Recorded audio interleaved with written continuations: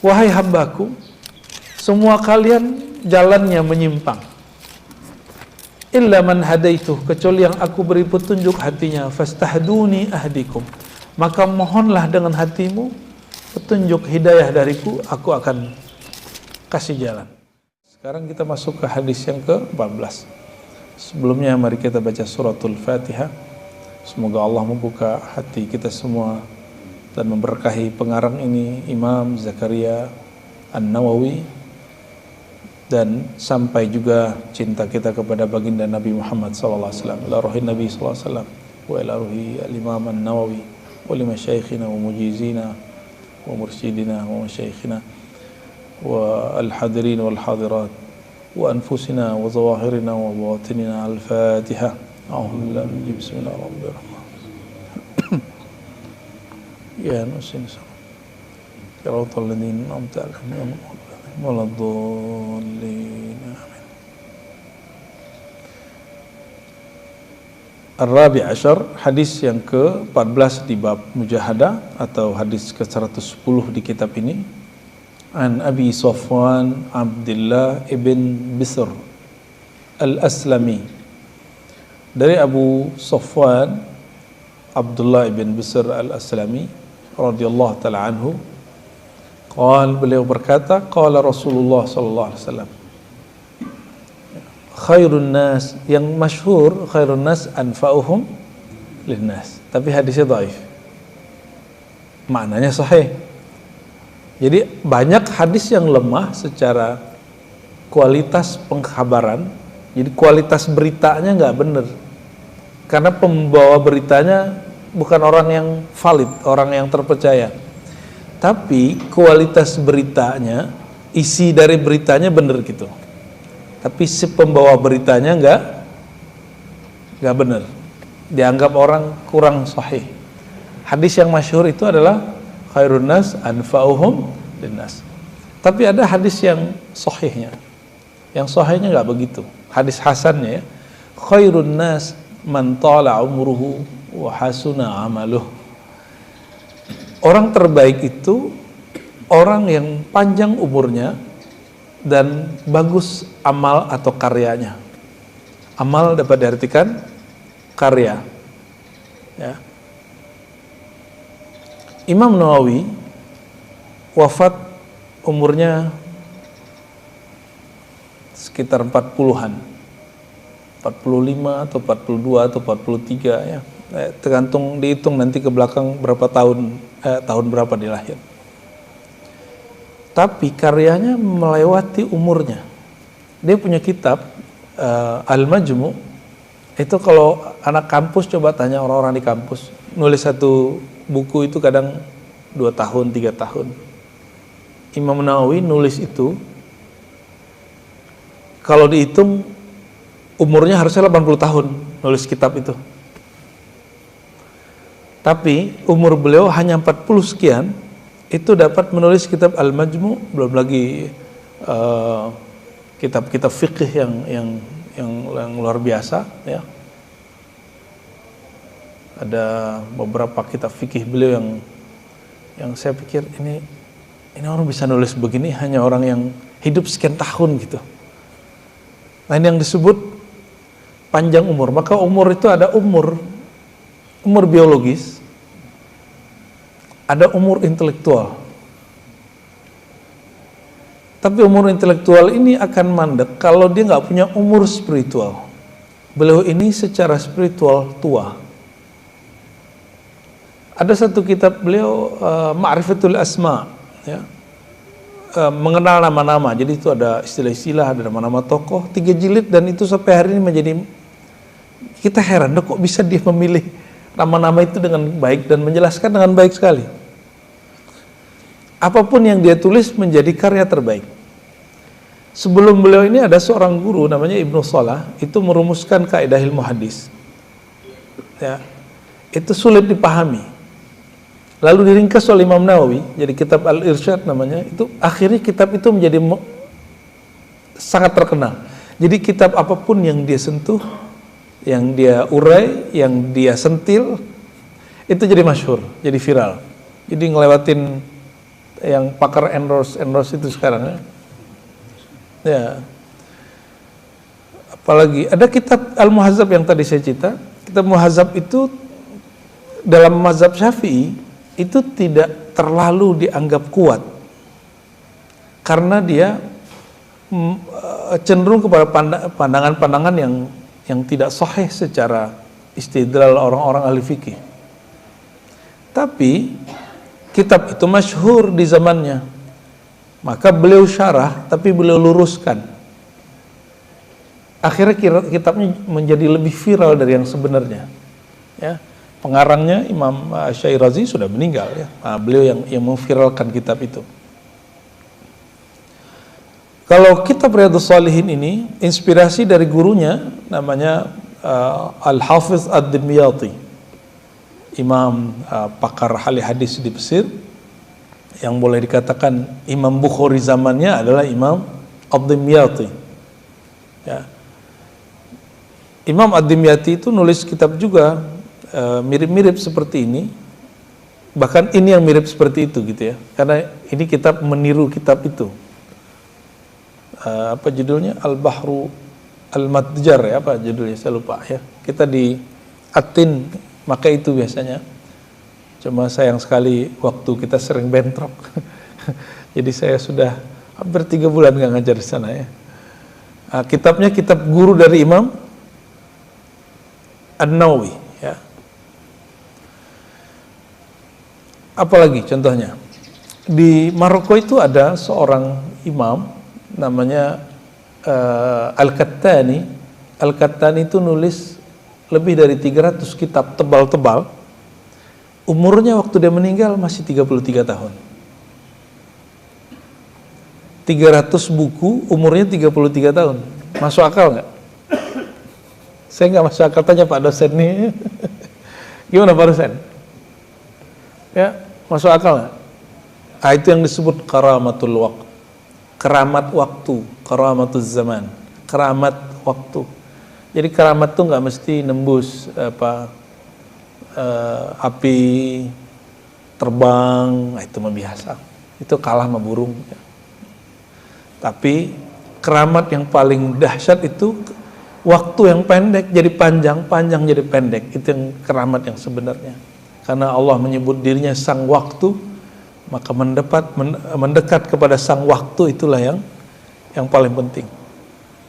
Khairun nas, sebaik-baik manusia, man tala umruhu, siapa yang panjang umurnya, wa hasuna amaluhu, dan bagus karyanya. Jadi saya mengartikan amal di sini artinya karya ya. Ada orang berkarya untuk dirinya, untuk keluarganya aja, ada yang berkarya untuk umat Nabi Muhammad sallallahu alaihi wasallam. Hadis ini riwayat Imam Tirmizi dan kualitasnya Imam Tirmizi sendiri mengatakan wa qala haditsun hasan. Beliau mengatakan hadis ini hasan. Hasan itu sedikit di bawah sahih dan di atas dhaif ya. Yuhtajju ka sahih, dia dipakai seperti hadis sahih. Maka jangan minta panjang umur kecuali ditambah. Ini banyak yang minta panjang umur, tapi hanya karena nafsu dia ingin panjang umur dan takut mati. Akhirnya Allah panjangkan umurnya, tapi nggak bisa ngapa-ngapain. Mau begitu? Nggak. Tapi kalau mau panjang umur, katakan Allahumma atil umri wa ahsin amali. Ya, gimana kalimatnya? Allahumma atil umri wa ahsin amali. Gak usah pakai bahasa Arab kalau nggak paham. Ya Allah, panjangkan umurku dan baguskan amal karyaku. Allah itu faham semua bahasa. Jadi nggak usah pakai bahasa Arab kalau nggak ngerti bahasa Arab. Ya, saya dipesenin teman kita, ada orang Yaman. Ya, apa kata dia? Dia punya istri orang BSD. Tolong kamu kasih tahu muridmu, jamaahmu, doa tuh nggak usah gagah-gagahan gitu. Lah maksudnya apa bro? Kita bilang gitu. Kata dia, nggak usah lah doa pakai bahasa Arabannya. Allah ngerti semua bahasa. Itu yang ngomong orang Arab, Pak. Yang ngomong orang Arab. Yang penting hati kita ingat bahwa kita meminta kepada zat yang maha mendengar, yang maha dekat, yang maha melihat. Itu pasti Allah dengar. Ya. Sebelum kita doakan Allah sudah tahu. Hadis yang ke-15, hadis ini agak panjang. Kita baca aja dulu ya, biar dapat berkah hadisnya. Sayyidina Anas. Jadi hadis dari tadi ini banyak hadis-hadis orang yang khidmat kepada baginda Nabi Muhammad SAW. Mulai dari Rabi'ah bin Ka'ab al-Aslami, Abdullah bin Busur, Abu Abdurrahman, itu malah orang yang mantan budak Rasulullah yang dimerdekakan Rasulullah, Thauban. Sekarang ke Anas bin Malik. Sayyidina Anas 10 tahun khidmat kepada Nabi Muhammad SAW. Ternyata ini ada makna tersirat di situ. Mujahadah tertinggi itu diturunkan bukan kepada murid, bukan kepada anak saja, tapi orang yang merangkap murid dan khidmat. Murid dan orang yang khidmat, ya. Jadi termasuk ya, para asatis di pesantren, walaupun itu digaji secara profesional, tapi niatkan khidmat. Itu nanti efeknya lebih luar biasa. Ya, kita kerja di mana, niatkan itu khidmat. Ya, berkhidmat untuk keluarga kah atau untuk masyarakat. Orang kalau khidmat mungkinkah korupsi? Nggak ada orang khidmat korupsi. Yang ada khidmat itu memberikan servis terbaik, pelayanan terbaik. Semua pelayan-pelayan Rasulullah nggak ada yang main-main dengan pelayanannya, dan mereka tidak digaji. Mereka cuma minta satu hal dari baginda Rasulullah SAW, minta didoakan Nabi Muhammad SAW. Ya, mau bangun masjid kayak mau bangun masyarakat, namanya membangun umat pasti ada konfliknya. Pasti ada konfliknya. Saya tahu persis ya, di masjid ini pasti ada konfliknya, di masyarakat ada konfliknya. Masjid seberang ada masjid utama kita ada konflik ya, Pak Fahmi ya. Pasti ada konflik. Konflik itu cara Allah untuk mendewasakan kita semua. Ya, orang yang mundur karena konflik berarti dia nggak terpilih. Tapi orang yang mampu memanage konfliknya, dialah yang terpilih jadi khadam Rasulullah Sallallahu Alaihi Wasallam ya. Nah, jadi niatkan semua yang kita lakukan berkhidmat untuk Nabi Muhammad Sallallahu Alaihi Wasallam. Jika tidak berniat khidmat untuk umat Nabi Muhammad Sallallahu Alaihi Wasallam. Ghaba an ammi Anas ibn Nadhr. Sayyidina Anas ini punya paman juga namanya Anas bin Nadhr. Apa kata beliau? Ghaba ammi. Ammiku, omku ya, pamanku. Jadi om ini dari bahasa Arab ya. Menghilang sejenak dariku. Ketika saat kita di Badar. Perang Badar. Perang Badar tahun 2 Hijriah ya. Perang Badar itu hanya 313 sahabat melawan ribuan orang kafir. Faqala ya Rasulullah,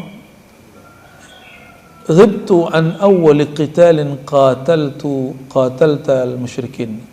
Ghaba ini bisa berarti gaib, tidak ikut perang ya. Anas bin Nadhr mengatakan, wahai baginda, aku gaib, tidak ikut serta an awwal qitalin dalam perperangan pertama saat engkau melawan orang-orang musyrik. Ya. Jadi kufur itu ada dua. Pertama orang-orang yang mengingkari ilmunya, ahli kitab. Yang kedua orang-orang yang jahil, yaitu orang musyrik. Jadi ada orang yang kufur karena keilmuan, namanya ahlul kitab.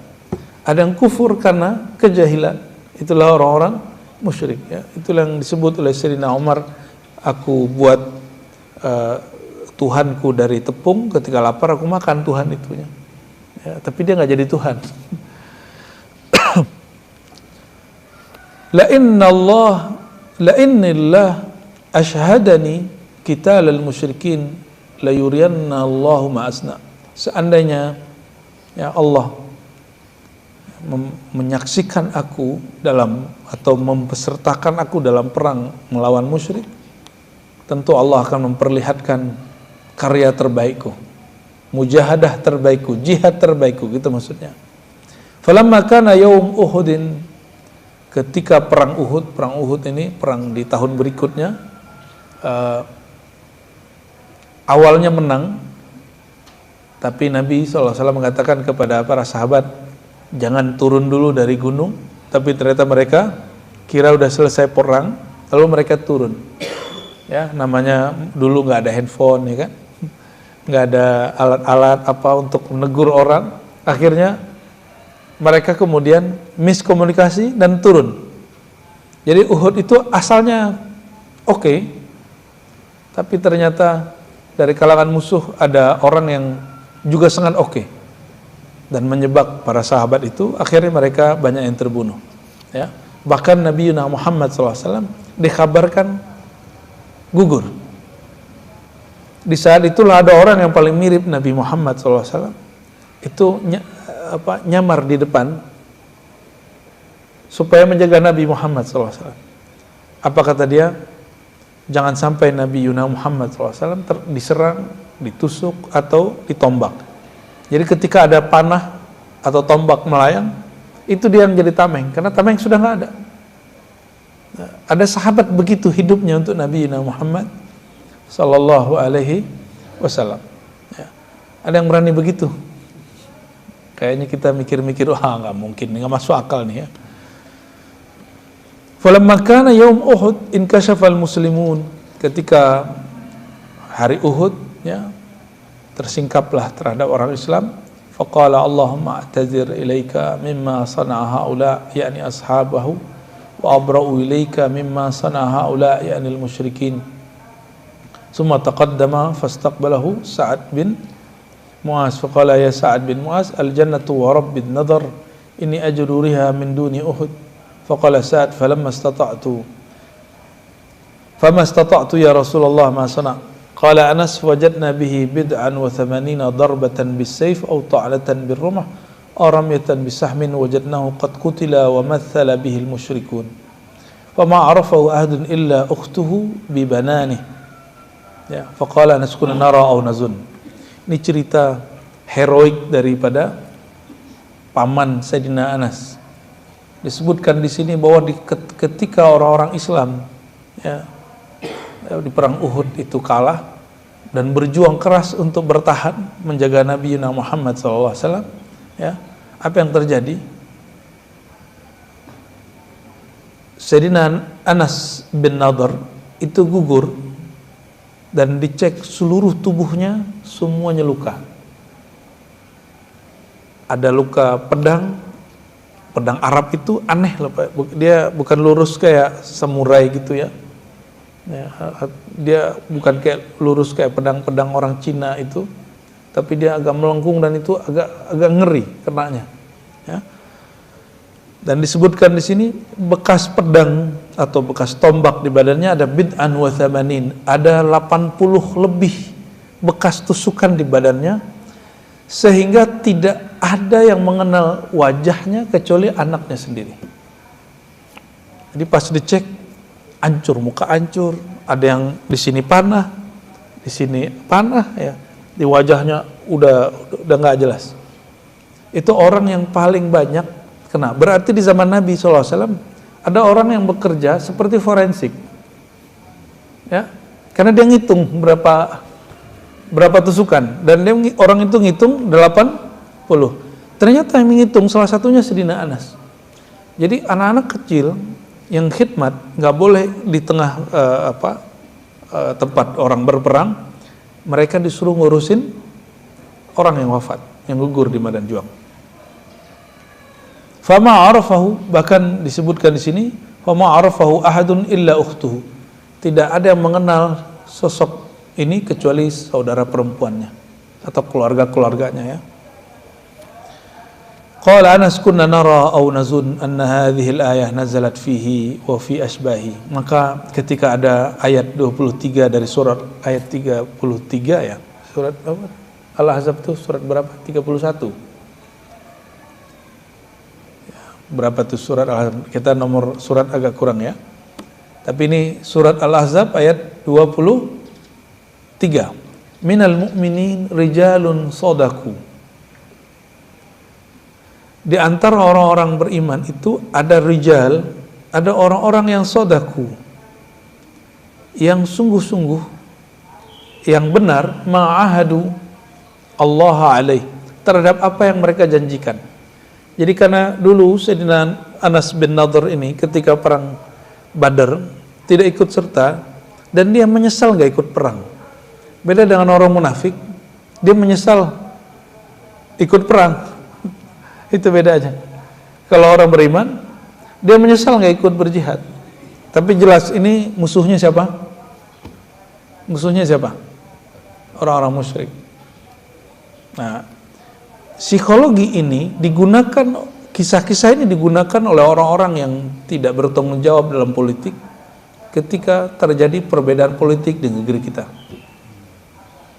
Makanya dulu masuk ke WA kita, saya malu tidak bela Quran, padahal maksudnya cuma bela sesuatu sosok. Ya, nanti kalau ditanya anak cucu 10 tahun lagi, apa kata orang ketika Quran dihina, saya tidak ikut. Itu kalimat benar, tapi tujuan dia nggak benar. Tujuan mereka apa? Ini mohon maaf kalau dulu ada yang ikut, berarti antum kena hipnosis lewat tulisan WA. Itu hipnosis. Bagian dari dia masuk ke alam bawah sadar. Kita hanya berbeda coblosan dengan sesama muslim, tapi kaedah yang digunakan adalah kaedah politik melawan non-muslim, dan itu berhasil. Tapi Allah kan, kata orang Jawa apa? Allah tidak pernah tidur, apa bahasa? Boten sare. Allah nggak pernah tidur, bro, ya. La ta'khuduhu sinatu wala naum. Cukup sekali Allah kasih menang. Ya. Dan menangnya bukan karena itu. Menangnya karena Allah takdirkan kalian menang. Ya. Ketika ada yang ngomong Quran fiktif, orang diam aja, karena dia nggak nyalon, ya kan? Malah dikagum-kagumi, malah dikasih panggung pas maulid. Saya geleng-geleng kepala, Pak. Saya geleng-geleng kepala. Ini orang awam kok bisa diobok-obok pikirannya.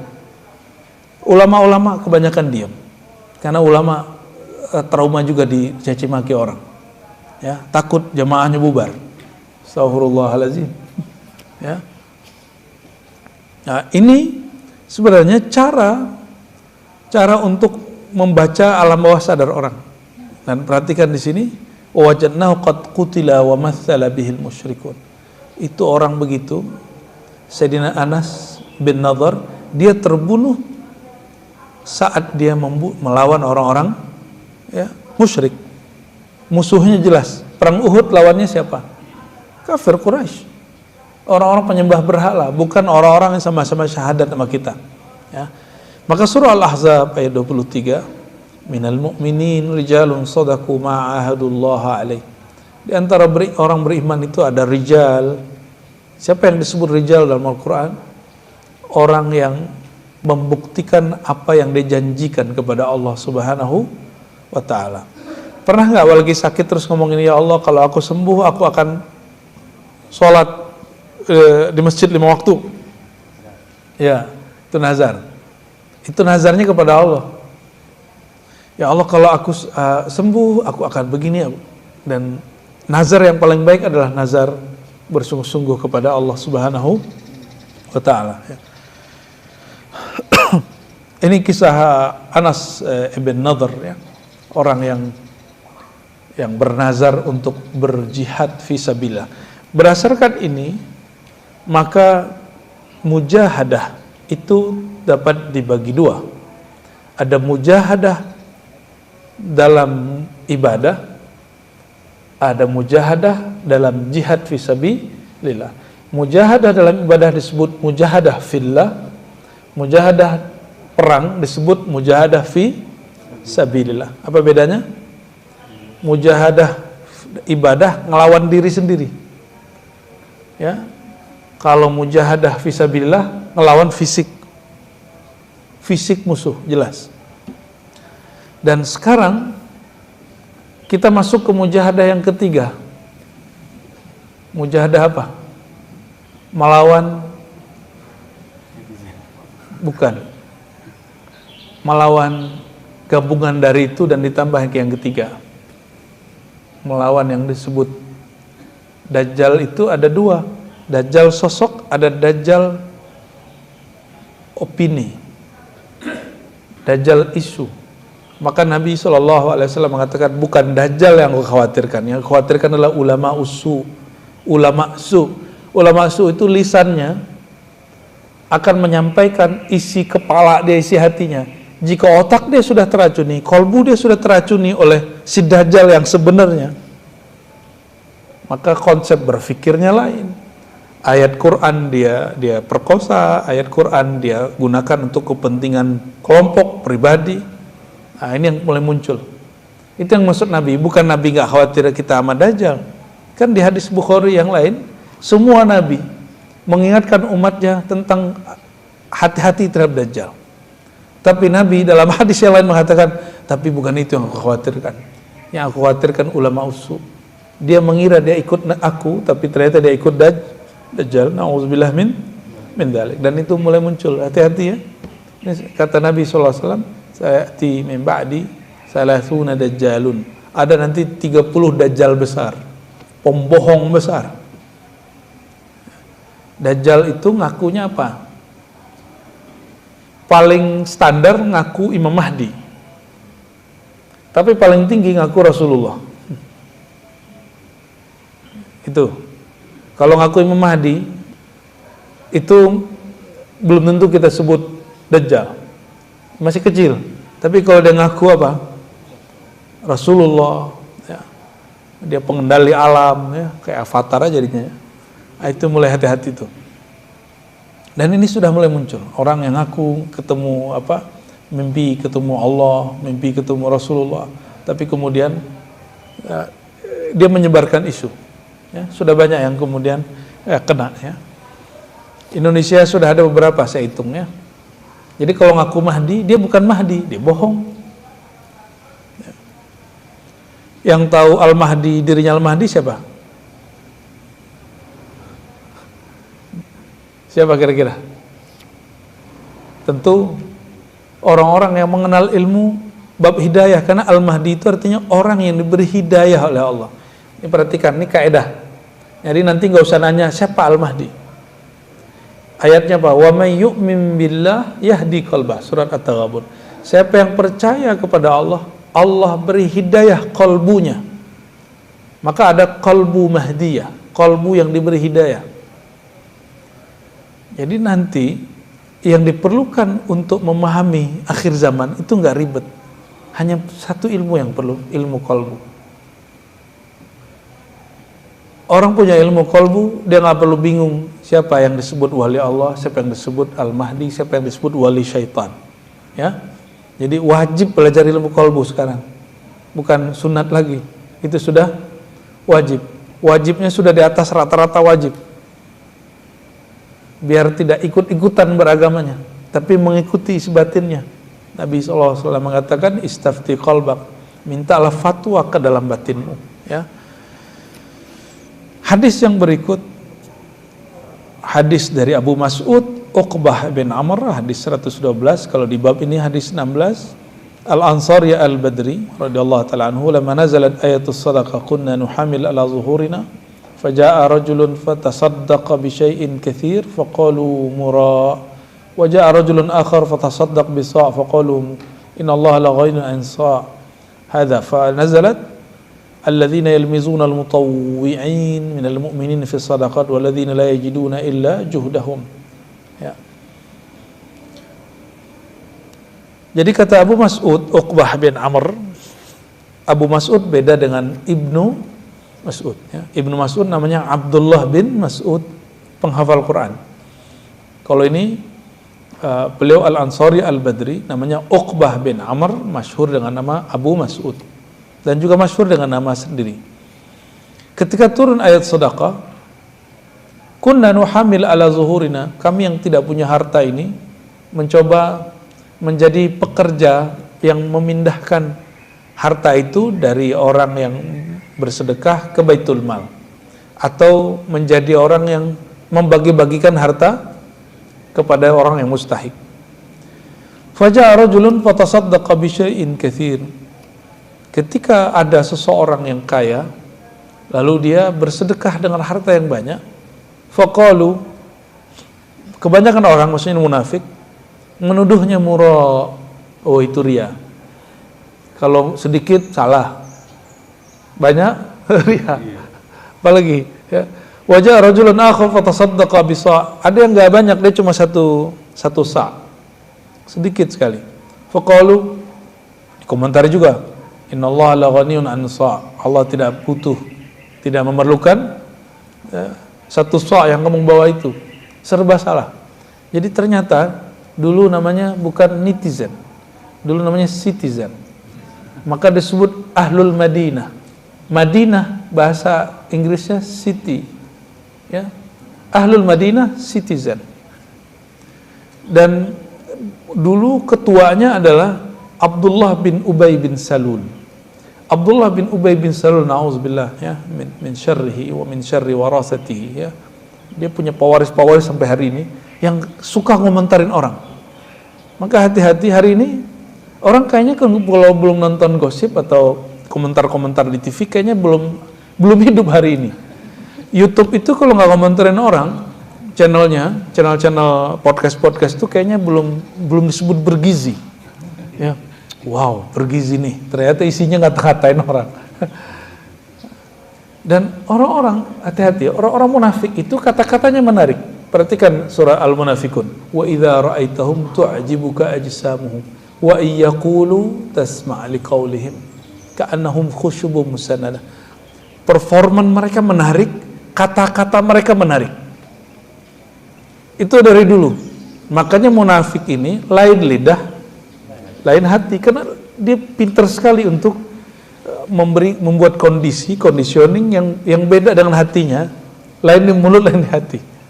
Dan tu'jibuka ajsamuhum, ya. Kalau mereka lewat, kalian kagum. Kalau mereka bicara, kalian cenderung. Menarik emang. Dan hadza zamanuhu, ini zaman keemasannya. Ya. Sekarang ada nggak kaedah untuk orang masuk ke sosial media? Membatasi? Nggak ada. Siapapun boleh buat apapun. Siapapun boleh buat podcast, boleh buat channel. Masalahnya saya pengen nonton itu aja. Ya. Silakan buat podcast, yang nonton semut. Maka turunlah surat At-Taubah ayat 79, alladzina yalmizuna al-mutawwi'ina minal mu'minina fis sadaqat walladzina la yajiduna illa juhdahum. Ada orang-orang munafik, apa yang mereka lakukan? Mencela orang-orang yang bersungguh-sungguh, orang yang punya kelebihan bersedekah dengan hartanya, dan orang-orang yang nggak punya kelebihan harta, juhdahum, usahanya pun dikomentari. Itu sebabnya, mohon maaf, dari masa waktu Soeharto itu saya masih remaja, tapi guru saya seorang tokoh masyumi yang masih bertahan sampai tahun itu. Guru saya apa-apa komentar terhadap Soeharto. Habis itu masuk reformasi sampai sekarang. Namun kami, alhamdulillah, saya berusaha untuk tidak banyak komentar terhadap siapapun yang berkarya untuk negeri. Ya, apakah itu dulu B.J. Habibie, ya, Gus Dur, Megawati, SBY 2 periode, dan setelahnya sampai hari ini. Saya paling nggak suka ngata-ngatain orang, karena khawatir masuk ke ayat ini. Ya. Khawatir masuk kepada orang yang suka mencela. Kita nggak bisa berbuat, tapi kita suka mengomentari. Nah, itulah komentator. Jika dulu disebut Ahlul Madinah, citizen, sekarang disebut netizen. Ya. Kayaknya sekarang jadi wirid tersendiri ya, membaca komentar itu ya. Ya, ya. Kayaknya jadi candu gitu. Kalau nonton tuh nggak hanya dengar, matanya gatal mau liatin isi komentar, benar nggak? Jika itu dilakukan, tolong jangan terpengaruh oleh komentar-komentar yang jahat. Sama, saya sering mengingatkan, ini zaman fitnah banyak. mulai dari fitnah nasab sampai muncul kepada orang yang disebut Mama Gufron. Dan kita ingetin, nggak usah ikut-ikutan.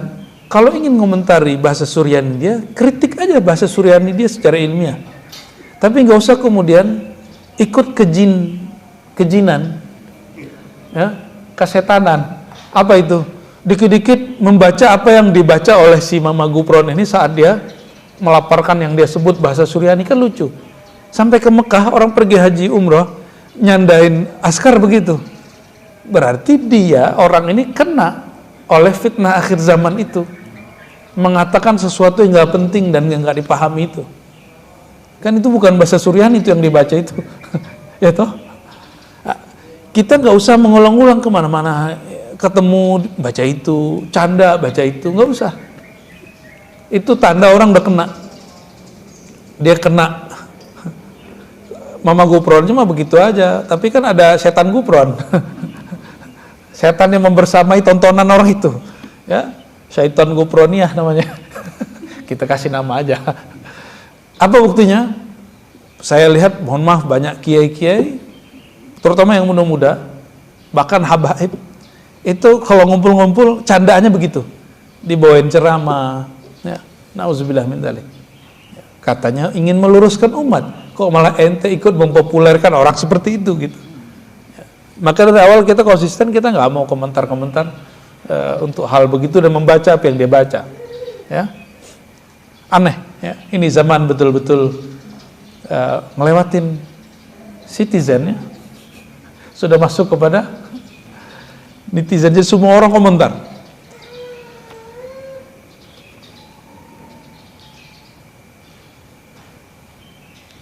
Hadis yang ke-17 ini paling inti, ya. Hadis yang panjang sekali. Ini hadis qudsi dari Sa'ad bin Abil Aziz an Rabi'ah bin Yazid an Abi Idris al-Khawlani an Abi Dzar Jundab bin Junadah. Abu Dzar yang marganya atau nisbatnya kepada Bani Ghifar, beliau ini mengatakan anin Nabi SAW. Abu Dzar ini perlu diketahui, ini orang yang kelima masuk Islam. Jadi orang non Mekah yang masuk Islam duluan, dan dia ngalahin orang Mekah. Beliau orang kelima masuk Islam. Bahkan di riwayat beberapa disebut Rabi'uhum, yang keempat. Jadi kalau dihitung, yang paling kecil masuk Islam Sayyidina Ali, yang paling tua Sayyidina Abu Bakar, perempuan Sayyidah Khadijah. Besar kemungkinan yang keempatnya itu, ya. Maka oleh Ibnu Abdul Bar ada beberapa riwayat, Zahabi ada beberapa riwayat keempat atau kelima. Beliau dan saudaranya dan ibunya itu barengan masuk Islam. Itu Abu Dzar. Dari Nabi SAW, ya, beliau meriwayatkan dari Nabi Muhammad SAW, fima yarwi anillah, yang diriwayatkannya dari Allah Subhanahu Wa Taala. Tapi ini bukan hadis, bukan Quran, tapi disebut hadis qudsi, ya. Sebagaimana pada Nabi ada hadis qudsi, maka ketika orang jumpa Nabi dalam mimpi, itu bukan hadis Nabi, tapi disebut hadis manamiyah, hadis mimpi. Hadis mimpi bukan hadis. Ada juga ilham qudsiyah. Orang-orang dapat ilham atau jumpa secara rohani dengan nurullah, lalu dia dapat kalam, misalnya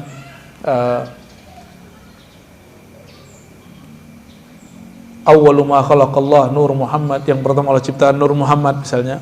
Itu bukan hadis Nabi, bukan juga Quran, tapi hanya disebut ilham qudsiyah, ilham yang suci.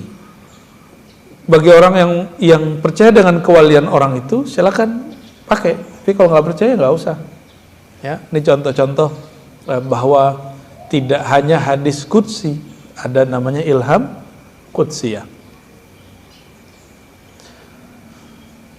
Allah berfirman, nah ini Allah manggil kita, ya ibadi, wahai hamba-hambaku, inni haramtu zulma ala nafsi, sungguh aku mengharamkan kezaliman atas diriku, dan juga ja'altuhu bainakum muharrama, aku jadikan ia kezaliman itu haram antara kalian. Fala tazalamu, maka jangan saling menzalimi. Ada yang nggak menzalimi saudaranya nggak? Ini mohon maaf nih, kita hidup bertetangga, minimal parkiran tetangga kita pernah kepake nggak? Pasti pernah kepake. Kadang-kadang kita nyetel musik atau berita atau TV, suaranya sampai ke tetangga, dan tetangga terganggu. Ya, zalim nggak? Itu zalim. Oleh karena itu, jangan baca salawat asyghiliz zalimin bizalimi kecuali pas perang. Ya, Allahumma gimana? Salli wa sallim ala Sayyidina Muhammad, ya, wa asyghiliz zalimina bizalimin. Itu lagi perang, jangan dibaca kalau lagi hari biasa. Itu kan salawat Ahlul Bait, karena mereka dizolimi oleh Bani Umayyah dan Bani Abbasiyah, ya, yang dinisbatkan Sayyidina Ja'far atau Muhammad bin Ja'far, ya. Ja'far bin Muhammad, Ja'far Shadiq bin Muhammad Al-Baqir. Beliau ini nggak bisa keluar dari rumahnya, karena kalau keluar itu langsung disergap oleh tentara. Karena beliau ini kalau Jumatan, pergi Jumat diikuti orang, keluar Jumat dikerubungi orang. Maka oleh Bani Umayyah, Bani Abbasiyah, keluarga Ahlul Bait tidak boleh kemudian sholat di masjid, sholat Jumat di rumah. Sampai begitu dahulu, ya, di zaman-zaman itu. Yang paling parah dapat siksaan itu di zaman Bani Umayyah adalah cicit Sayyidina Muhammad SAW, yaitu Ali Zainal Abidin. Ali Zainal Abidin nggak boleh keluar, ya, karena dia kalau salaman itu keluar masjid bisa 2 jaman salaman. Orang pengen salaman, itu khalifah dicuekin orang. Jumatan khalifah nggak dipandang orang, yang dipandang orang siapa? Ya, cicit baginda Nabi Muhammad SAW, Sayyidina Ali. Maka Sayyidina Ali Zainal Abidin bin Husain bin Ali, ya, itu dia kalau beribadah, dia ibadah di rumah itu bisa 1000 rakaat setiap hari, karena dia nggak kemana-mana lagi, nggak boleh kemana-mana. Ya, beliaulah yang mencetuskan thariqah pertama kali, thariqah tasawuf. Namun, ini orang salah paham kalau keluarga Nabi berarti Syiah. Enggak begitu. Ya. Justru semua thariqat Ahlus Sunnah, mazhab Ahlus Sunnah berasal dari Ahlul Bait. Semua ada Ahlul Bait. Ahlul Bait itu beda dengan zuriat kayak sekarang. Ahlul Bait itu masih keluarga inti. Fatimah, Ali, Hasan, Hussein, Ali Zainal Abidin, itu yang disebut Ahlul Bait. Ya. Kalau sekarang disebut zuriat daripada Ahlul Bait. Yang fitnahnya hari ini Masya Allah, ya, setiap hari.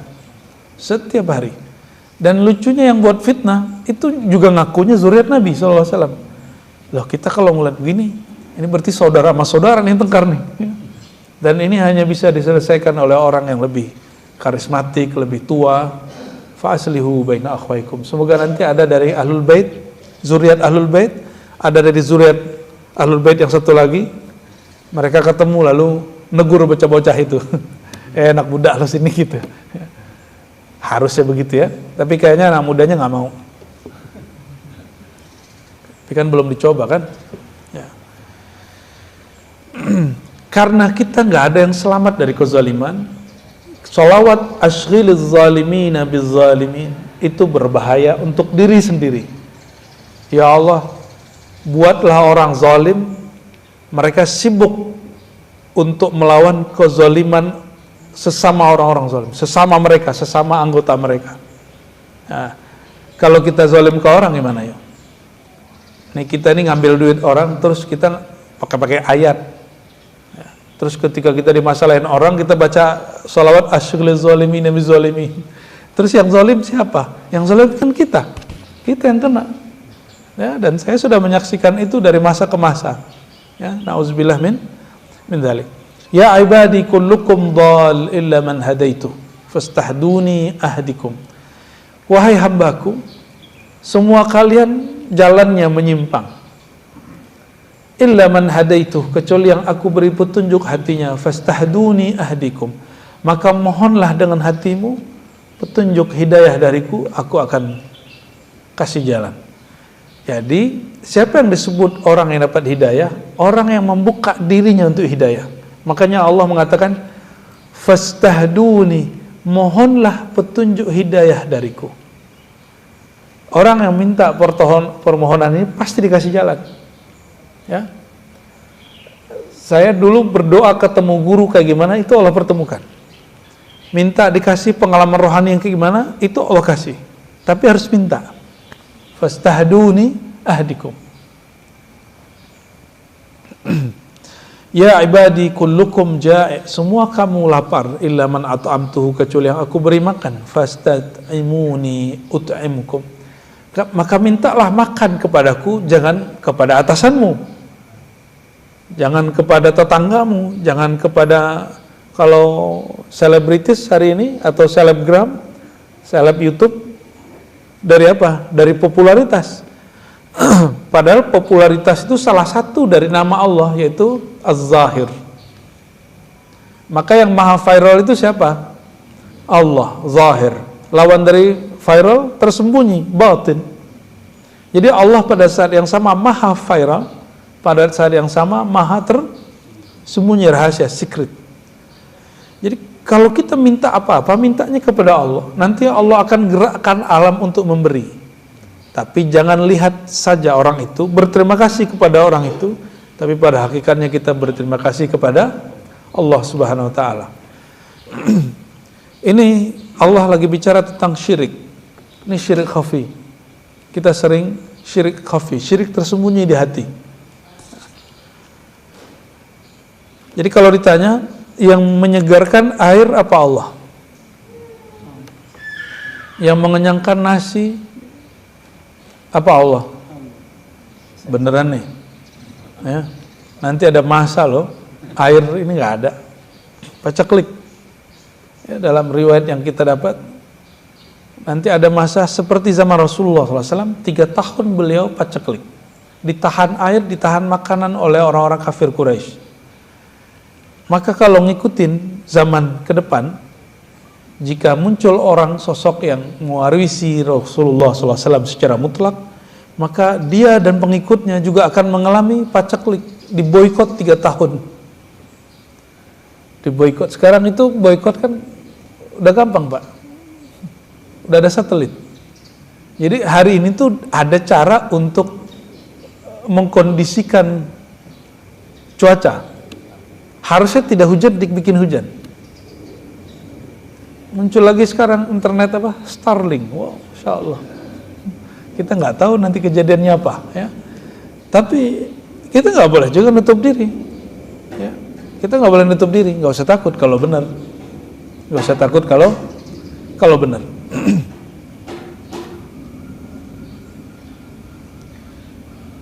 Kebanyakan nanti fitnah akhir zaman itu salah satunya pada lapar. Setelah kebohongan, isu-isu, jadi semua orang nanti merasa benar padahal dia salah. Dia merasa berita yang dia dapat itu benar, padahal yang dia dapatkan itu keliru, salah. Dan fitnah kedua adalah fitnah kelaparan. Fitnah pertama fitnah yang sebelumnya yaitu kezaliman. Dan coba lihat, negara yang paling nestapa hari ini kena perang itu negara Muslim. Orang tahunya cuma Palestina. Sudan, ada yang tahu? Sudan udah parah, Pak. Sudah sekian kali hari raya, mereka hari raya itu perang. Dan gak ada yang doain. Gak ada orang Indonesia yang kirim. Gak ada. Ya. Orang Indonesia kebanyakan, ya karena dapat beritanya hanya dari tentang Gaza, padahal ngirim ke Gaza sulit, ngirim ke Sudan mudah. Sampai hari ini masih konflik di Suriah. Kita sudah gak ada yang kirim, padahal Suriah masih sulit hidup. Maka teman-teman saya di sana pada mau hijrah. Ya, teman-teman kita baik yang online ataupun yang ketemu dalam majelis-majelis ilmu, mereka banyak yang kemudian ingin menjadi warga Indonesia, kebanyakan pindah ke Turki. Kebanyakan pindah ke Turki. Yaman, yang katanya di situ negeri para zuriat Nabi SAW. Itu yang aman cuma Tarim dan sekitarnya, Hadramaut. Selebihnya sudah konflik. Houthi, Syiah Zaidiyah. Ya, di belakangnya Iran. Nanti ada lagi kelompok A, B, C, D, kita nggak usah sebutkan. Ya, fitnah kezaliman. Kalau sudah zalim, pasti kelaparan. Dan sebabnya semuanya isu berita. Yang agak selamat Mesir, tapi Mesir jadi negara yang nggak jelas. Hari ini Bapak Ibu, saking nggak jelasnya, Presiden As-Sisi masuk ke periode ketiga. Dia sudah 2 kali jadi presiden dan sekarang terpilih lagi jadi presiden. Dan gak ada undang-undang yang melarangnya jadi presiden ketiga. Jadi tahun lalu kami ziarah ke Mesir, itu anak-anak muda Mesir nggak mau nyoblos. Ngapain nyoblos? Terpales juga As-Sisi yang kepilih. Ya. Di sana ngomong begini, saya keluar ditangkap askar Pak, kalau saya orang Mesir. Tapi di Indonesia ngomongin presidennya biasa aja tuh. Hujat 1000 kali juga keluar-keluar. Ya polisinya segan juga sama kita. Tapi di Mesir nggak begitu, nggak kondusif. Teman saya hanya membuka situs Ikhwan Muslimin, digerebek sama polisi. Tapi sekarang jadi anggota dewan di Bogor. Ya, dulu dia ikut pergerakan di Mesir waktu di Al-Azhar. Masuk dulu kan belum ada handphone begitu, masuk warnet. Masih ada warnet tuh. Di warnet dia buka situs Ikhwan Muslimin, kelompok yang sudah diharamkan di Mesir. Kelompok yang bikin gaduh di Mesir itu kaum muslimin. Cuma cara orang-orang Mesir untuk membekukan Ikhwan Muslimin itu caranya juga tidak lebih soleh dari orang Ikhwan Muslimin itu. Ya, sama-sama nggak beresnya gitu. Jadi benerlah kata sosiolog, antropolog yang di Barat itu ya, memberantas kelompok ekstrim menumbuhkan ekstremis baru, tapi legal. Ya, benar nggak? Dan cuma Indonesia yang membekukan HTI, tapi orang HTI nggak ditangkap. Membekukan kelompok teroris itu kalau sudah ngangkat senjata. Itu pun cuma ditaruh di rutan dan di sana hanya dikasih ceramah-ceramah dan nggak disiksa. Cuma di Indonesia Pak. Kecuali dulu zaman-zaman dulu mungkin ada zaman siksaan. Hanya di Indonesia yang lembek begini. Tapi mungkin bahasanya bukan lembek, santai. Orang kita ini terlalu santai. Kalau di Saudi, ketahuan nih, ulama Hizbut Tahrir masuk penjara Pak. Saudi itu mengharamkan Hizbut Tahrir, mengharamkan Ikhwan Muslimin. Maka kalau ada imam yang resmi di Masjidil Haram, Masjid Nabawi, pro kepada kelompok Hamas misalnya, itu langsung diberhentikan dari imam masjid. Saking begitunya Saudi. Kalau kita kan biasa aja. MUI itu sebelum HTI dihapus, itu kalau buat keputusan selalu setelah ijtima dan disebutkan HTI, Hizbut Tahrir. Begitu pluralnya MUI kita, sangat plural sekali, sangat majemuk. Ada HTI di situ, ada ini saya ngumpulin 1000 orang buat tanda tangan buat ormas baru, masuk jadi pengurus MUI, masuk Pak, mudah sekali. Jadi MUI itu mudah sekali disusupi dengan ormas-ormas itu. Maka ormas besar mesti kuat di sana. NU Muhammadiyah harus kuat Pak di sana. Kita doakan MUI kita nggak kesusupan, ya, supaya fatwanya berkualitas, supaya komentar-komentar orang-orangnya itu sesuai dengan keperluan kita di akhir zaman. Amin ya Rabbal. Ini kan lagi ramai MUI dan NU masalah salam lintas agama, ya. Itu biasa aja di kita kalau orang belajar fatwa biasa. MUI punya kaidah preventif. Khawatir terjebak kepada keliru dalam bab akidah, sebaiknya haramkan salam lintas agama. Maka metode berfikirnya secara epistemologi dia masuk kepada cara berfikir akliyah, akaidiyah. Jadi berfikir teologis, akidah. Kalau NU kan enggak, NU kan orang suwantai, ya. Orang muamalah, orang yang hari-harinya banyak living, sesuatu menghidupkan sunnah-sunnah Nabi yang santai itu. Maka di NU ada kajian yang mendalam, apakah salam lintas agama itu membahayakan akidah atau malah memperkokoh persatuan. Orang-orang NU melihat dalam bab maslahat yang sekarang hari ini disebut juga dengan disebut maqasid syariah, tujuan syariat, dan mereka tidak melihat ada irisan dengan akidah. Akhirnya mayoritas ulama NU dan kemudian dengan Basul Masailnya tidak memandang salam lintas agama itu haram. Bisa pahami? Padahal di MUI itu banyakan orang NU juga, Pak. Nah, jadi walaupun sama-sama NU, jika metode berpikirnya beda, latar belakang dia berpikir itu beda. Jadi orang NU sosiologis, MUI teologis, gitu bahasa kampusnya. Ya, bahasa kampusnya begitu. Hasil fatwanya beda, walaupun metode fatwanya sama. Pendekatannya beda, hasil fatwanya beda. Dan kita jangan kemudian terpancing untuk mengata-ngatai ulama. Ini ujian bagi orang awam, nggak ngerti apa-apa ngata-ngatain MUI. Kecuali ente ulama, ya, emang ahli ilmu, silakan komentari ulama. Ini bukan ulama ngomentarin ulama. Ada channelnya lagi, Pak. Dan banyak yang nonton lagi. Saya kok ikut dengerin juga ya. Jadi pengen tahu dia orang awam nih ngomong apa tentang ulama. Ampun ya Allah ya. Ya ibadi kullukum arin illa man kasautu fastaqsuni aksukum. Intinya hampir sama. Wahai hambaku, kalian itu tidak punya pakaian. Kalian itu gak ada rezeki ya. Maka mintalah rezeki pakaian kepadaku. Namun ada yang bahasa lain. Wahai hambaku, sebenarnya aib kalian terbuka. Maka mintalah pakaian ketakwaan nur dariku menutupi kalian. Ya. Ini orang memuji kita karena dia nggak tahu bagaimana jahatnya hati kita, Bapak Ibu. Seandainya orang tahu kerasnya hati kita ini, ya, kasarnya kita ini, atau mungkin kita ini bengis apa segala macam, orang nggak mungkin hormat sama kita. Tapi Allah tutupi dengan pakaian keislaman, ya, sholat. Makanya orang bingung, orang sholat kok marah-marah ya, orang pengajian kok tengkar-tengkar ya, gitu. Itu cara Allah untuk menutupi kita semua, ya. Ya ibadi innakum tukhti'una bil-laili wan-nahar wa ana aghfirudz dzunuba jami'a fastaghfiruni aghfir lakum. Ini ngena banget.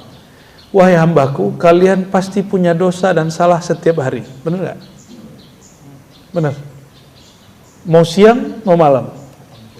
Kapanpun itu. Ini secara ilmu fikih. Secara ilmu rohani, siang dan malam itu dalam ilmu rohani ketika ada ayat malam disebut itu batin. Ayat siang disebut zahir. Maka kalau diterjemahkan menurut ilmu rohani, ilmu ihsan, ya, Islam iman ihsan, wahai hambaku, kalian pasti punya dosa di hatimu, di dalam batinmu, di dalam dirimu, dan juga dalam zahirmu. Zahir batin kita punya dosa, benar ya? Coba kalau ngeliatin orang, terus ada nggak perasaan ingin gitu doang gitu? Ada perasaan gitu nggak? Itu dosa batin itu. Dosa batin. Ngeliatin orang terus pengen kayak menghina dia, kurang menghargai dia. Atau kita ngomong, sombong amat. Padahal orangnya nggak mau sombong. Emang mukanya datar. Atau memang dia lagi kolesterol dan darah tinggi. Jadi dia sulit sekali begini, Pak. Ya. Kenapa kita nggak kemudian otak kita yang besar di bagian belakang kiri kanan ini, kenapa nggak diolah untuk hal yang begitu? Kenapa hanya pakai otak yang beberapa persen di sini, lalu kita berburuk sangka dengan orang seperti reptil. Reptil kan ngeliat orang langsung buang muka. Ya, ulaika kal an'am. Orang yang bersifat seperti itu sama dengan binatang ternak bakar reptil. Sekali pernah orang buang muka. Coba lihat cicak. Ngelihat yang gede-gede kadal. Ya, yang mirip-mirip itu ya, yang disebut hewan purba. Biawak. Awal ketemu kita dibuang muka nggak? Langsung buang muka, Pak. Itu yang disebut otak reptilia. Tanya ke pakarnya. Otak reptilia namanya. Awal ketemu orang buang muka. Orang yang punya roh imani dalam kolbunya, awal ketemu orang dia berikan mukanya. Maka Nabi Muhammad SAW kalau salaman langsung putar badan. Salamannya utuh. Itu reptil itu. Tapi lumayan, mau style. Tapi rasain, salaman kalau begini nggak ada rasanya. Coba salaman pandang orangnya dan genggam tangannya. Wih, rasanya dahsyat. Kalau ada gores-goresan di hati langsung hilang. pasti hilang. Ya. Beberapa sahabat kita yang bermusuhan itu kita pertemukan dengan tanpa sengaja, lalu mereka pas-pasan. Karena lihat orang, akhirnya assalamualaikum, salaman, cipika-cipiki, itu semua kesel dihilang. Emosi dia hilang, semua pandangan sinisnya hilang. Ya, jadi dia berhenti jadi reptil, jadi manusia. Ya.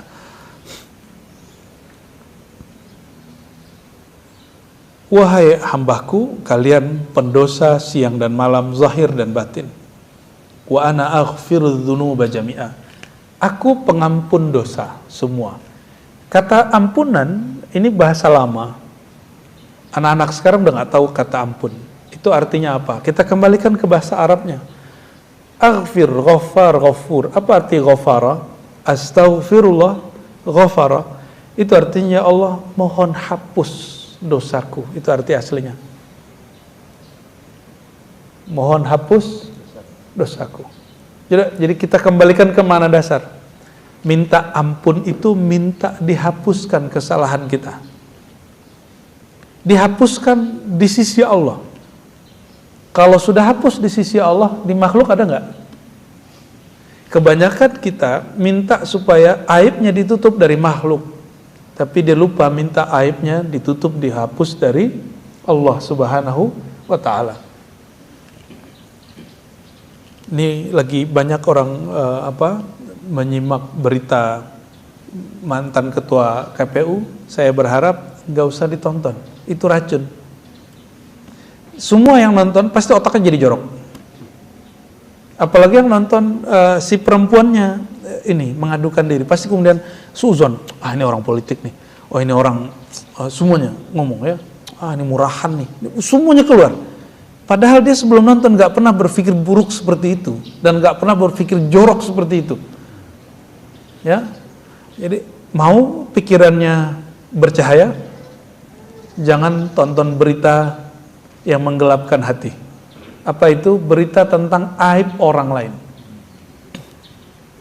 Mau hatinya tidak bernoda? Jangan melirik berita apapun tentang keburukan orang walaupun itu real.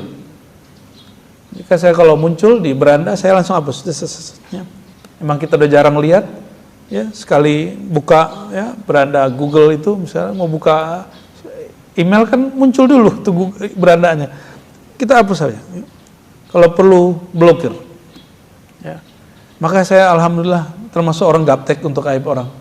Ya, kalau berita-berita yang disebut berita itu aib, alhamdulillah kita nggak ngerti. Ya, banyak yang nggak kita ngerti daripada yang kita ngerti. Dan itu nikmat hari ini. Ini yang disebut oleh Abu Darda, daripada sibuk dengan aib orang, mending sibuk dengan aib diri sendiri. Emang ada di antara kita yang hatinya bersih, ngelihat lawan jenis nggak tertarik, ada nggak? Nggak ada. Kita ini ngelihat lawan jenis, mau dia soleh, solehah, sama aja. Ini yang ngomong Sayyidina Umar. Apa kata Sayyidina Umar? Di depanku singa, dengan di depanku lawan jenis, itu lebih aman singa katanya. Kenapa? Kalau singa, dia ngejar aku. Kalau lawan jenis, aku ngejar dia. Itu kejadian Bapak Ibu, ya. Saudara-saudara bukan Allah. Jadi selevel Sayyidina Umar tidak memandang dirinya suci. Loh, kok orang hari ini yang tidak ada setinggi iman Sayyidina Umar, seiman Sayyidina Abu Bakar, dia merasa aman ketika melihat pornografi, melihat berita-berita aib. Itu na'udzubillah min dzalik. Fastaghfiruni aghfir lakum. Mohonlah pengampunan, penghapusan dosa dariku, pasti aku hapus.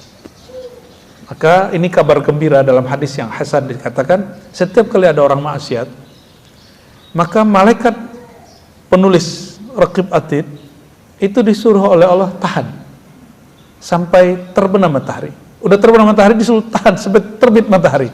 Siapa tahu dia beristighfar hari ini. Kalau ada orang istighfar, itu langsung dihapus kecuali kezaliman atau dia utang. Kalau dia zalim ke orang, dia harus kembalikan apa yang dia zalimi, dia harus minta maaf. Gimana kalau kita ngunjingin orang? Gimana caranya? Dosanya kan lebih besar. Cara minta ampunnya tidak cukup dengan baca istighfar, tapi juga mengistighfarkan orang itu. Nah, ini kafarah terhadap menggibah orang, menggosipkan orang.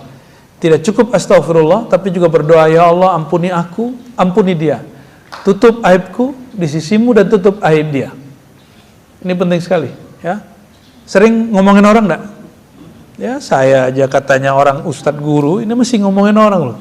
Ya, apalagi antum yang bukan ustadz kan. Ya, pasti lebih sering.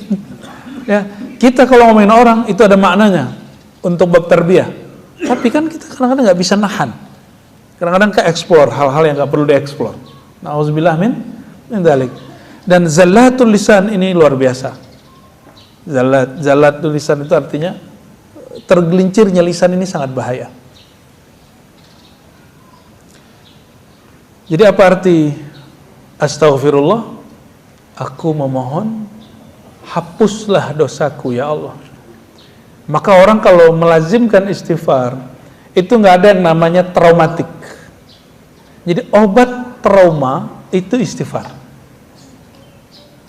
Kalau masih trauma berarti istighfar dia belum benar.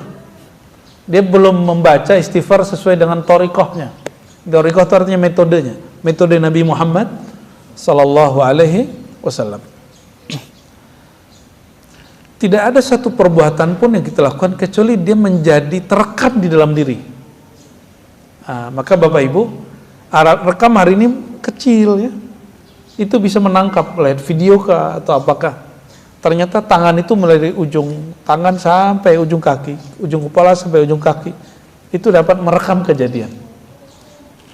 Dan hanya yang dapat menetralkannya Allah Subhanahu wa taala ya. Hadisnya masih panjang. Oke lagi ya. Wahai hambaku, innakum lan tablughu durri fatadurruni. Wahai hambaku, kalian tidak akan mampu menyampaikan, membuat sebuah kemudaratan sehingga kalian dapat merusakku atau memberi manfaat kepadaku. Ya. Seandainya semua makhluk berkumpul, jin dan manusia, berkumpul untuk membuat mudarat kepadaku atau menambah kerajaanku, begitu di hadisnya ini kita ringkas maknanya. Ini semua makhluk ngumpul, jin ngumpul, manusia ngumpul. Apa yang mereka lakukan? Mereka ingin menambahkan kekuasaan Allah. Nambah nggak? Nggak. Mereka ingin mengurangi kekuasaan Allah. Kurang nggak? Nggak. Mereka ingin merubah takdir Allah. Bisa berubah nggak? Nggak akan bisa. Ya, nggak akan bisa. Maka apapun yang kita buat itu nggak akan melewati takdir. Ya. Pada katakan di sini, fasa'aluni. Ya, seandainya semuanya ngumpul, lalu mereka memohon kepadaku, permohonan mereka jika aku jawab satu-satu tidak akan mengurangi kekuasaanku. Ya. Berarti Allah ini yang disebut ghaniyun mughni, yang maha kaya dan maha mengayakan orang. Kita sering berpikir, nah disinilah orang tidak faham hadis ini. Dia kerja, temannya dipromosikan, dia enggak, dia kemudian apa ngomongannya? Ini sering yang datang ke kita, ya. Seharusnya aneh itu yang jadi. Kita yang kerja kok dia yang dapat. Ya. Kita yang banting tulang di sini kok dia yang naik pangkat.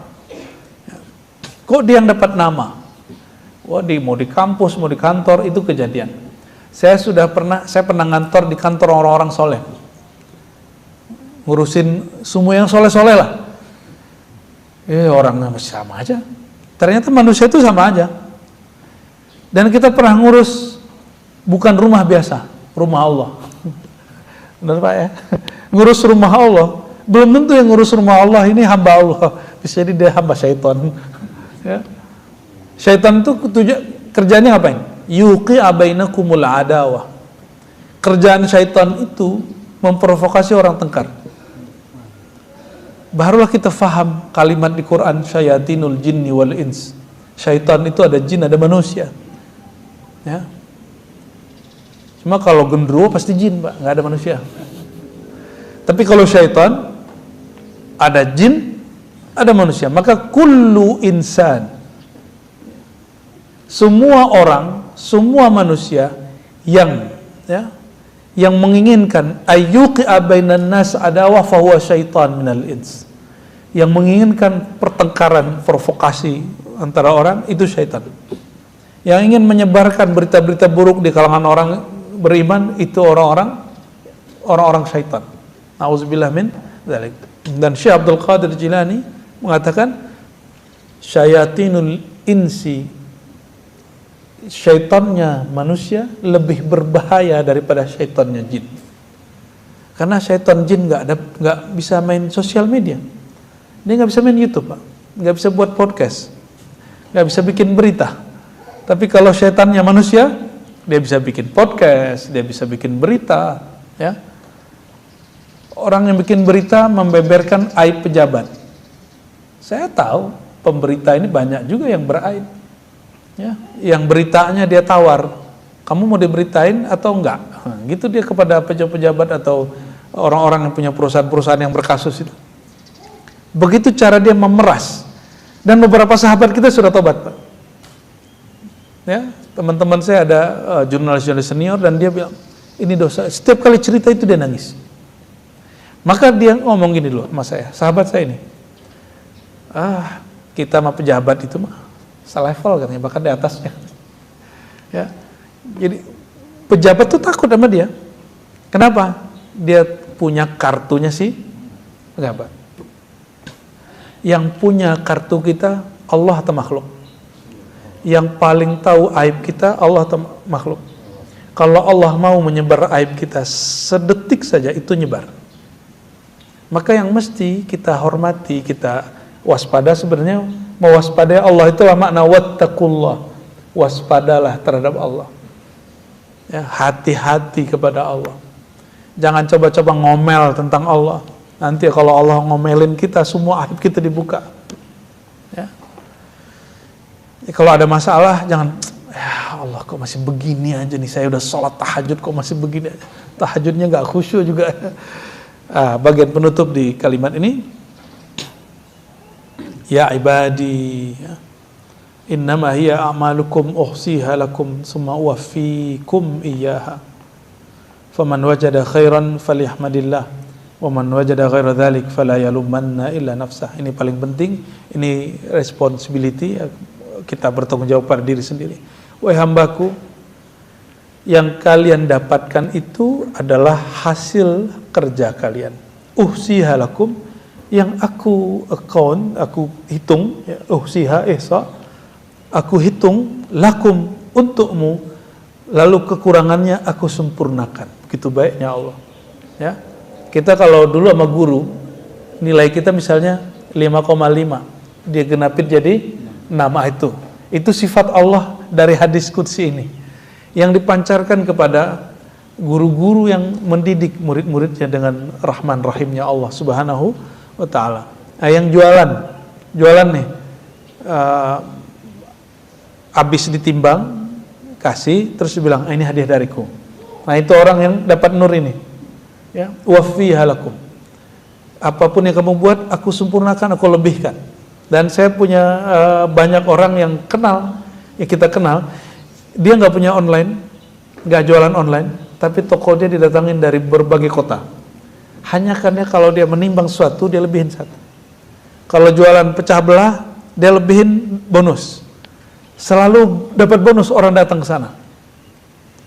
Orang ini nggak jualan online, tapi pengaruhnya melebihi online. Siapa yang mau online kan? Allah subhanahu wa ta'ala. Inilah maknanya wafikum iyyaha, aku sempurnakan kekuranganmu. Maka siapa yang mendapatkan hasil yang baik, falyahmadillah, pujilah Allah, jangan puji diri. Ya, bukan karena engkau sempurna lalu karyamu baik, tapi karena Allah menyempurnakan karyamu. Ini hati-hati nih, kalau orang kampus nih bahaya nih Pak dosen nih, ya. Saya merasakan sendiri. Kita kalau lagi nulis, kita membayangkan, ini tulisan gue bagus, ini bakal dipuji orang nih kalau presentasi nih. Padahal yang mengirim ilham itu bukan kita. Kita cuma baca, tapi yang menyusun data-data di kepala itu bukan kita loh. Itu yang menyusun adalah Allah subhanahu wa ta'ala. Ya. Jadi guru kita dulu debat dengan orang yang menentang ilham dan wahyu. Apa katanya? Wahyu mana ada, ilham mana ada, kan Rasulullah sudah mati. Apa jawaban beliau? Kamu punya buku nggak? Ada. Coba bukumu itu kamu salin dari buku yang lain, atau kamu dapat ide? Oh ya, saya dapat ide. Ide itu ilham. Jadi bahasanya mereka kurang paham aja. Ya. Ilham itu bahasa Arab. Dapat ide, dapat inspirasi itu bahasa kita. Mendapatkan inspirasi itu dapat ilham. Tapi hati-hati, ilhamnya ada ilham syaitani, dari Bang Tony syaitan. Ya. Ada dari nafs diri. Ya, maka kalau dari nafs sifatnya angan-angan, khayalan-khayalan palsu. Ada yang dari nur kolbu, nurullah, barulah itu isinya ilmu. Ya. Pernah kami mau nulis sesuatu, baru kepikiran malam, besok pagi sudah keluar tulisannya, ditulis oleh pembimbing kami, Prof. Azra, almarhum. Kita baru kepikiran, beliau udah jadi tulisan. Nah, ini orang paling unik, Bapak Ibu. Dia kalau ngobrol sama tamu, dia sembari ngetik. Apapun dia obrolin, itu nyambung, yang dia tulis nggak pernah putus. Itu Prof. Azra itu, dan meninggal beliau udah nggak ada lagi orang begitu. Ya, dituduh liberal waktu hidupnya, tapi waktu masuk kelas saya, itu pembela hadis luar biasa. Dan mengerti ilmu hadis. Nah, berdasarkan ini semua beliau kemudian menutup dengan kalam Allah, fa man wajada ghaira dzalik fala yalumanna illa nafsah. Siapa yang mendapati di luar ekspektasinya, jangan salahkan Allah, jangan salahkan takdir. Salahkan sikap dirinya yang tidak benar. Nafsah, jiwanya, bukan kolbah, bukan kolbu, tapi yang disebut nafsah. Maka kullu syarr minan nafs, kullu khair minal qalb. Ya. Semua keburukan dari nafsiyah ego, semua kebaikan dari nur Allah dalam kalbu. Semoga nur Allah dalam kalbu bertambah dan kita bertambah mujahadah. Jadi mulai malam nanti tahajudnya jangan ketinggalan qadha. Ya. Karena ini mumpung hari libur, nggak kerja, duha, walaupun cuma 2 rakaat. Ya. Kemudian setiap bulan jangan kemudian lupa ada puasa 3 hari minimal setiap bulan. Lalu ada Senin Kemis kalau memungkinkan, jika memungkinkan puasa Daud. Itu yang disebut mujahadah. Zikir jangan zikir hanya 33, itu standar habis sholat. Ada zikir pagi sore 100. Abu Hurairah zikir setiap malam 12.000 dan dia merasa tidak ahli zikir. Abu Sa'id Al-Khudri juga sama, dan para tabi'in, mereka nggak perlu sholat tasbih. Mereka itu sholatnya sudah 300 rakaat setiap hari. Kalau orang kayak kita kan masih perlu sholat tasbih, karena tasbihnya kurang banyak. Ya. Itu yang disebut mujahadah. Tapi mujahadah kita hari ini, keseriusan kita beramal hari ini, nggak ada apa-apanya dibandingkan para sahabat, para tabi'in. Jadi tidak usah merasa bangga kalau sudah tahajud. Cukup katakan, Alhamdulillah ya Allah, Engkau gerakan hatiku tahajud, Engkau gerakan hatiku pengajian, Engkau kumpulkan aku dengan orang-orang soleh. Ya. Semoga Allah kekalkan nikmat ini, dan Allah hidupkan kita dalam kebaikan dan wafatkan kita dalam kebaikan. Amin ya rabbal alamin. Allah hadini wa likulli niyatin salihah. Al-Fatihah. Bismillah. Ya na'budu wa nasta'in. Shiratal ladzina an'amta 'alaihim ghairil maghdubi 'alaihim waladdallin. Amin. Inna Allaha wa malaikatahu yusalluna 'alan nabiy. يا أيها الذين آمنوا صلوا عليه وسلموا تسليما لبيك اللهم صل وسلم وبارك عليه يا سما صلى الله على محمد صلى الله عليه وسلم صلى الله على محمد صلى الله عليه وسلم صلى الله على محمد صلى الله عليه وسلم صلى الله على محمد صلى الله عليه وسلم سبحانك اللهم وبحمدك أشهد أن لا إله إلا أنت أستغفرك وأتوب إليك السلام عليكم ورحمة الله وبركاته.